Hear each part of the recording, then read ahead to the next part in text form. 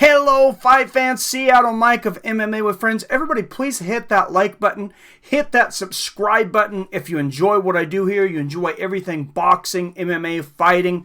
Make sure you ring that bell so you're notified whenever I drop a new video or go live like tomorrow for the rematch for the heavyweight championship of the world, Tyson Fury versus Deontay Wilder. Woo! This is going to be an incredible one. I told you guys all in the community tabs of the MMA with Friends homepage on YouTube that I had rewatched the first fight. It was the first time I had watched the fight since the day that it happened. And I remember a lot of people coming out saying Deontay Wilder lost the fight, Tyson Fury got robbed. Some people, of course, saying Deontay Wilder knocked Tyson Fury out, that the referee should have either stopped the fight or his count was slow and Tyson Fury was actually knocked out. Let's look at the official scorecards for this one, and then I'm going to break everything down round by round for you, how I seen it in rewatching it. So here's the original scorecards. We have Alejandro Roken scoring the fight 115-111 for Deontay Wilder. We have Robert Tapper scoring at 114-110 for Tyson Fury. And then, of course, we have that third judge, Phil Edwards, scoring the fight 113-113, a draw. So now I will show you guys what my criteria was. So I took away the time clock when I was watching this, and there's a reason I did that. All of us, or a lot of us, including myself, have thought at times it would be great to see these fights scored on a whole. Especially certain fights where one fighter did a lot of damage, at certain points of the fight, and another fighter edged out rounds that were, real close, where we just felt like we had to pick a winner. So I decided to take the liberty of saying, why have we been scoring rounds the way that we score a fight? I was taking this, hey, this fighter won 2 minutes of the round sometimes. The other fighter won 1 minute of the round, and sometimes I might score that round for the fighter that won 2 minutes. Even though the fighter that won 1 minute, it was an absolutely dominating 1 minute. Maybe even hurt the guy. Maybe it was a great 1 minute. So I decided to take away the time clock to try to take away my bias. I believed of that. I think I still have in my head a pretty good idea about how long a round it is. Next, I'm going to go through just a few opinions afterwards. Old Stephen A. Smith, after this fight, of course, called the fight a robbery. Luke Thomas had some very interesting, confusing comments after the fight, which made me wonder if he understood how boxing judging works. I actually confronted him on Twitter at the time, and he actually made a correction at that time. I'll let you guys know exactly what that was about after I go through this round by round and give you guys my notes of why I scored each round. Starting with round one. Wilder lands a good left hook. Fury lands some jabs. Both guys miss a lot. I felt Wilder was moving forward. He landed the bigger shots. I thought he was more aggressive. I gave it to Deontay Wilder. I have it 1-0 Wilder. Round two, Wilder comes out there landing everything around the first half of the round. Like I said, there was no fight clock on, but I mean, that half of the round, he landed a lot of shots. He landed some pretty big shots. Fury does pretty much the same thing with about the next minute and 15 seconds. I know I said I took away the time clock, but estimate, he does about the same amount of damage, up to 15 seconds left in the round. Then Wilder lands a big hook that hurts Fury towards the bell. I ended up giving the round to Wilder, edged him out. I have it 2-0 Deontay Wilder. At this point, we're going to go on to round three. Round 3, Fury starts to get more active. Wilder comes out more aggressive in about the first minute, maybe around the first third of the fight. Then Fury really starts to come on, making Wilder miss a lot, starting to find a place for that right hand, and landing some great combinations to the body and the head.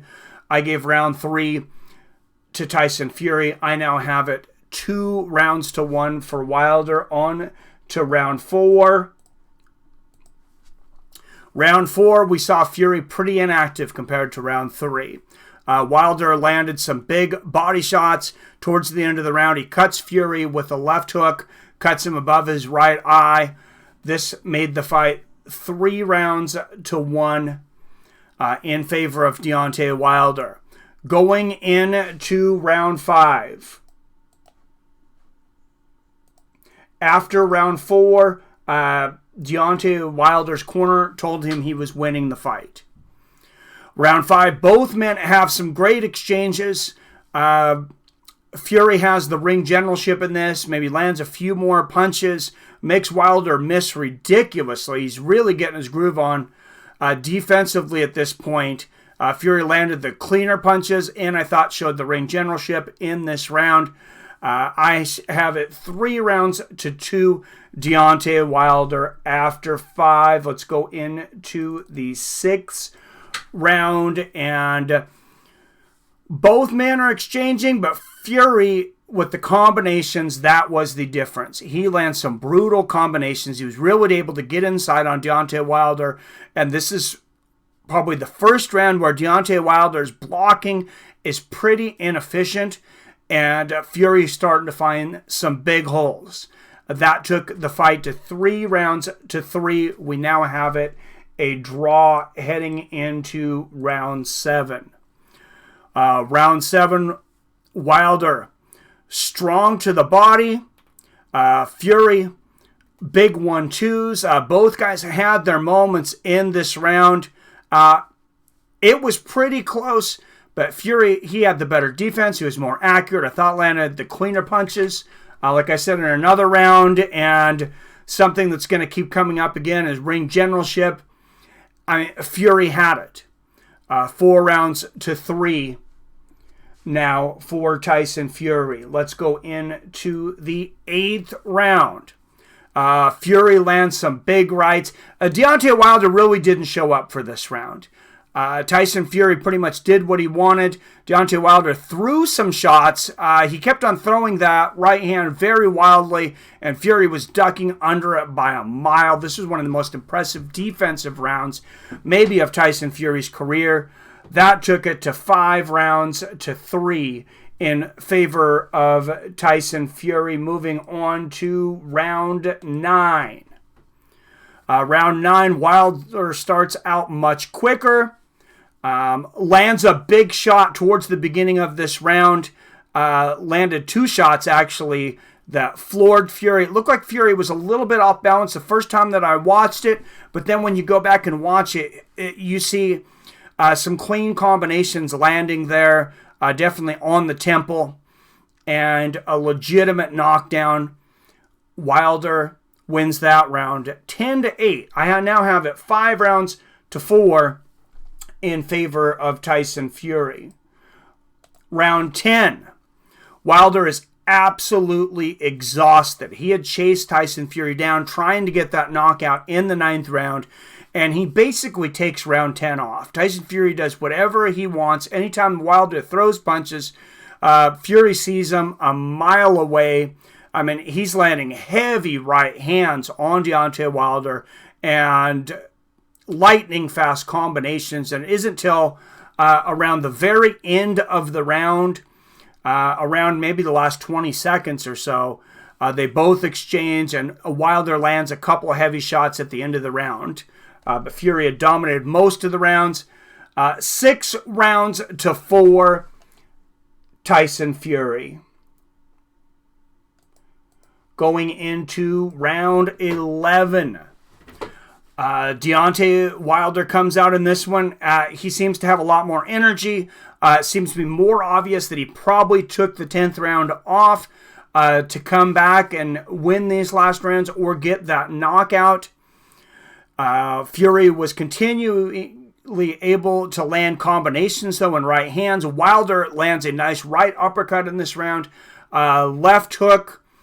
Fury's able to land more shots, though. It was those combinations that made the difference for Tyson Fury in this round, as opposed to Wilder throwing 1 and 2 punches at a time.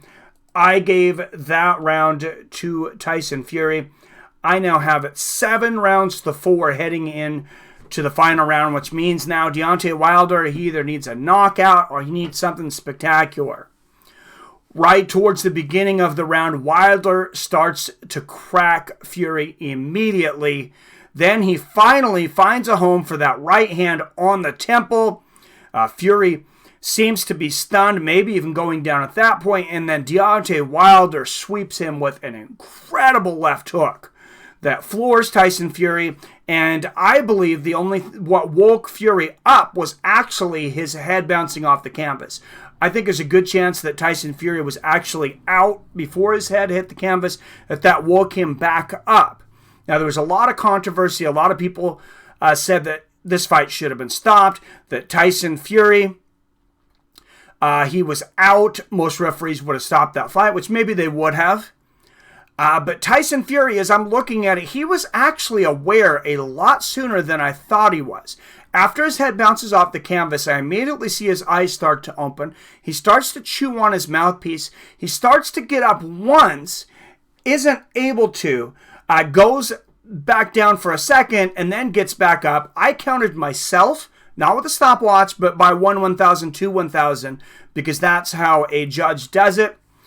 I thought he was up. By the time I got to 9, he was standing upright. A lot of things a lot of people remember was Tyson Fury coming back and dominating the rest of the round, because that's what we were told in narratives, including by Joe Rogan. That wasn't the case. Deontay Wilder came out, landed some big power shots after this, trying to take Tyson Fury out. It wasn't until about the last minute and a half, somewhere in there, that Tyson Fury started to come back on as Wilder got tired and landed some punches, and showed some great defensive work to end the fight. So what was the official scoring? Let's go back to what I said, my friend Luke Thomas. I love Luke Thomas a lot, but he had tweeted, Tyson Fury was robbed today. He clearly won the fight 7 rounds to 5. Well, when you go back to 10-8 rounds, when you give Deontay Wilder a 10-8 round for the knockdown in rounds 9 and 12, he actually scored the fight 113 draw. So I'm not sure what the thought process was there. If he doesn't understand how to score boxing, I know he's an MMA analyst. I scored it the same way, 7 rounds to 5. Tyson Fury on rounds, but the scores end up the same at the end, 113, and surprisingly, I actually have this a draw. One thing Tyson Fury does during fights that you guys want to watch out for in the next fight, and I think the judges need to watch out for, is that he makes himself extremely visible. You can't take your eyes off of him. Constantly with the antics, the tongue, the putting the hands behind his back, the dodges and different things. I watched several exchanges that lasted 20, 30 seconds where you heard this British crowd just erupting because Tyson Fury had obviously dominated that exchange. And when you go back and watch it, both guys landed the same amount of shots. Fury, it's hard to not watch that animation. He makes himself very visible by those green gloves. That was no accident. You can't take your eyes off those bright green gloves. Deontay Wilder has the bronze gloves that don't show up as much. And he also makes those noises when he punches. He's constantly pushing out the air, and he's doing that as he's hitting Deontay Wilder's gloves, especially with a lot of jabs in that fight. Especially with the angles, a lot of people could have thought that Tyson Fury was landing a lot of shots that were hitting the gloves of Deontay Wilder, giving the appearance that Tyson Fury was winning almost every round, and he did win maybe every, almost every round. He won 9 rounds out of 12 if you take away the 2 knockdowns, which you can't, and that's where we have the draw. I want to know what you guys think, though. Let me know down there in the comments. Have you rewatched the video? Has it changed your mind? Have you not watched it, but you just feel strongly one way or the other that Wilder won, that Fury won? Maybe you scored it a draw. Maybe you think I'm crazy. Let me know down there in the comments below. I look forward to responding to you down there. And I definitely look forward to tomorrow's fight companion, Deontay Wilder and Tyson Fury. Until then, as always, I love you. I respect you. And I'll see your fine asses later.